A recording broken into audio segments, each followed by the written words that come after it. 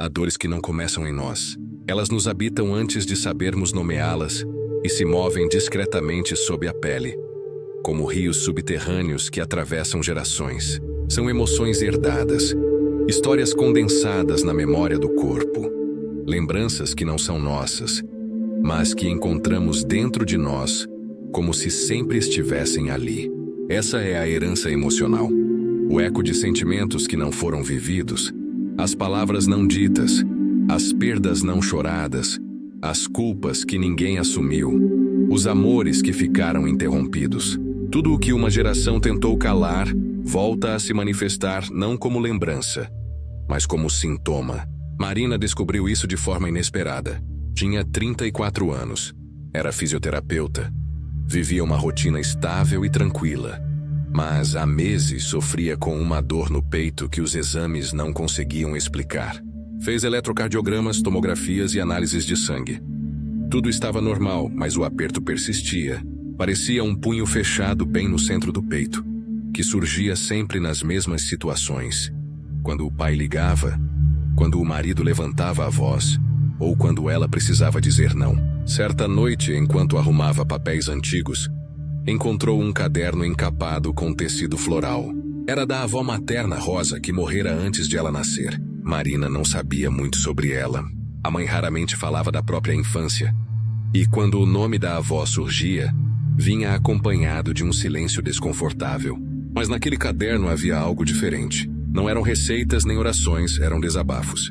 Páginas inteiras de uma mulher cansada, confusa, arrependida, tentando justificar uma dor que o tempo não permitira explicar.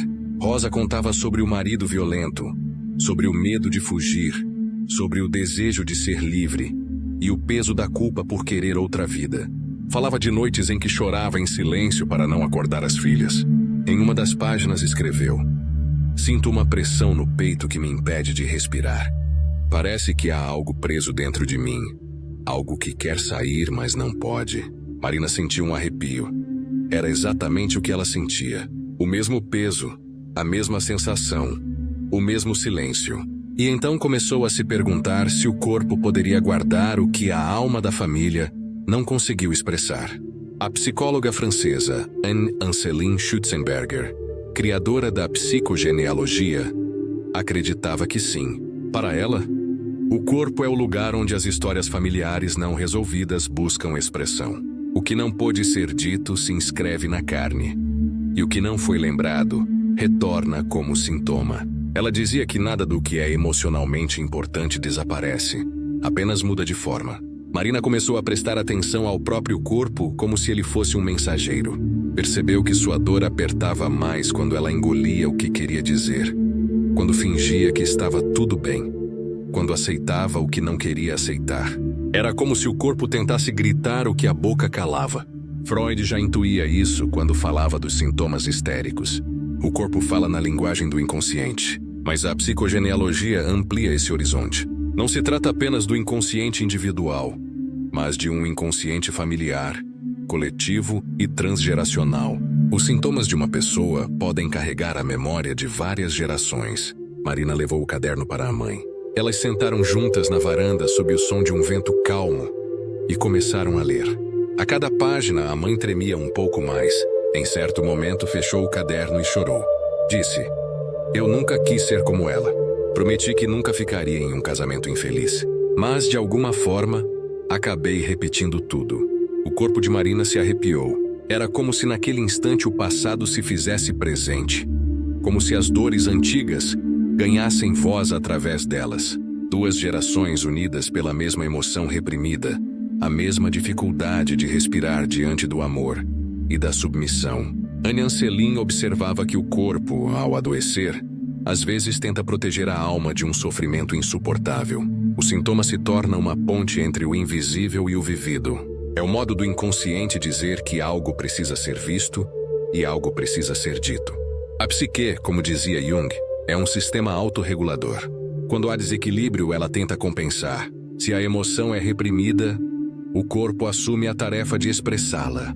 Cada dor carrega uma mensagem simbólica. A enxaqueca que surge diante de uma escolha impossível.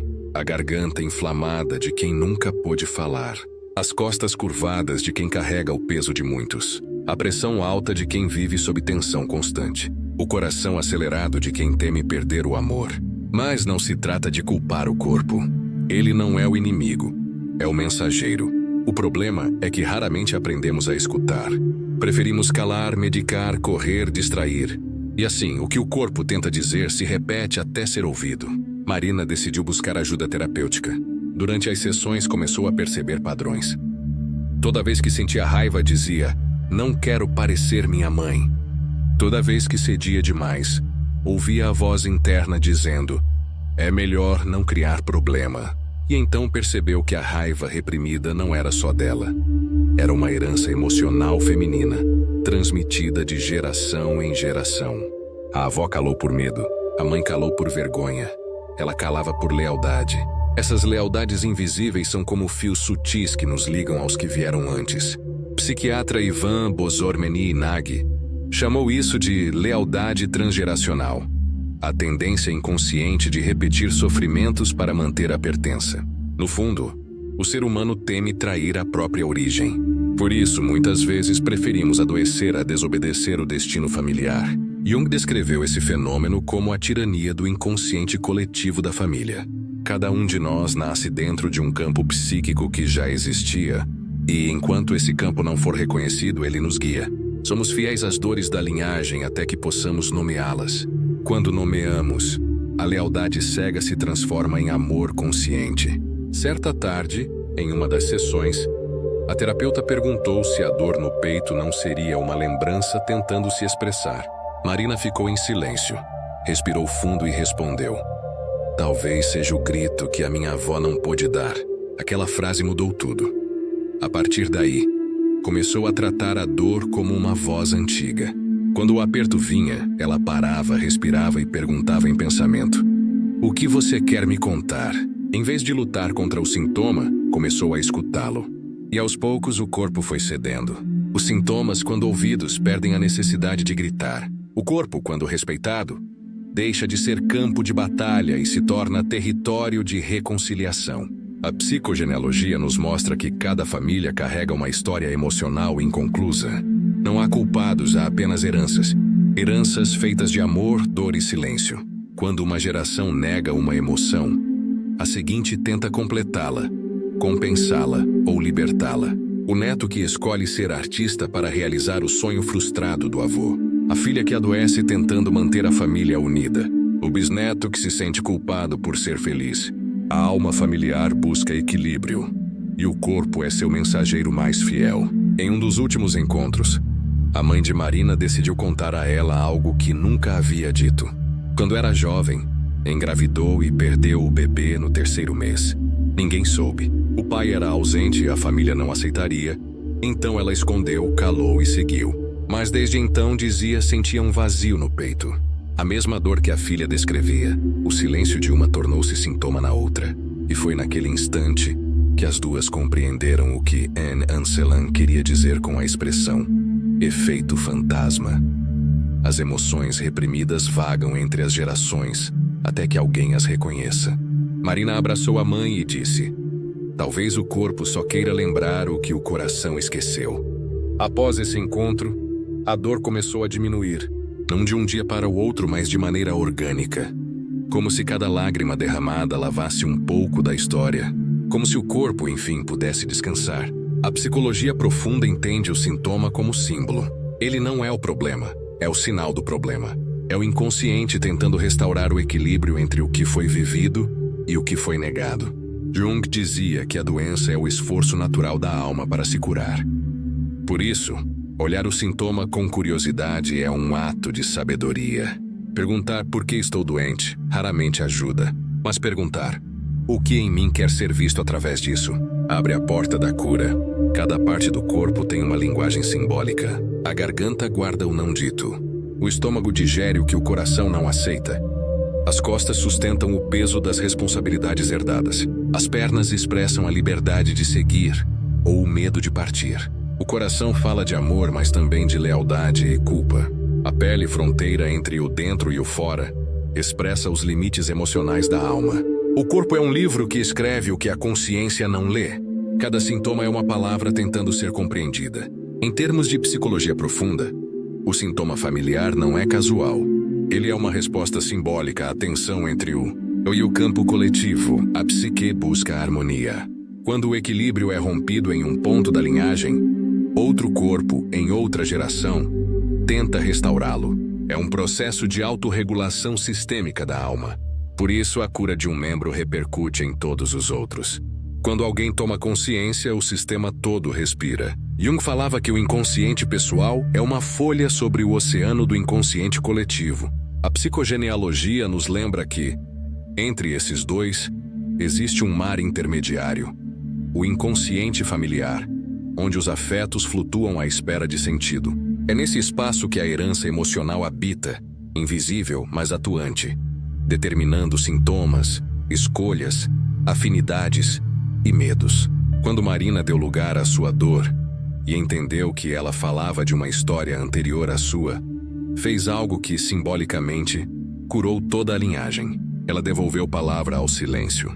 E onde antes havia peso, surgiu espaço. Toda família carrega uma memória emocional. Algumas são luminosas, outras sombrias, mas nenhuma delas desaparece. A cura começa quando olhamos para trás, não para culpar, mas para compreender. Quando reconhecemos que somos o resultado de muitas histórias, mas que também podemos escrever o próximo capítulo de outro modo. O corpo não é apenas biológico, é também histórico, simbólico e relacional. Cada célula guarda vestígios daquilo que amamos e tememos. Por isso, o caminho da cura passa pelo reconhecimento. Reconhecer o que o corpo diz, o que a alma da família cala e o que em nós quer finalmente ser dito.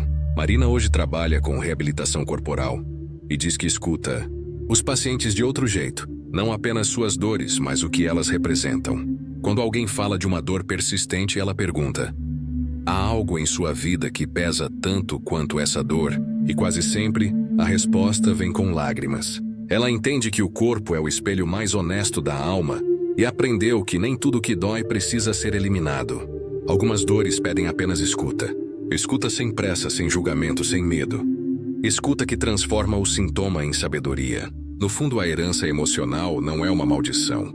É uma herança sim, mas como toda herança pode ser transformada. Quando a consciência toca o que estava inconsciente, a história muda de rumo. O que era repetição vira escolha. O que era sintoma vira mensagem.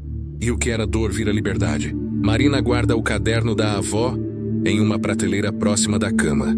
De vez em quando relê algumas páginas e sorri. Diz que, ao lê-las, sente que Rosa ainda está ali, mas de outro modo. Não mais pedindo socorro, e sim descansando, enfim, no coração das mulheres da família. A dor que antes as separava agora as une em compreensão. O corpo que antes falava em gritos silenciosos, agora respira em paz. No fim, talvez seja isso que a alma humana busca em todas as gerações. Um lugar onde possa dizer o que ficou preso, chorar o que foi reprimido e transformar o que doeu em sentido. A herança emocional não se desfaz com esquecimento, mas com presença. E quando a presença é plena, o corpo se torna um templo de reconciliação, não mais o campo de batalha de histórias antigas. Cada sintoma que se ilumina abre espaço para a vida nova entrar. E o amor, quando encontra a palavra, cura o que o tempo não conseguiu curar.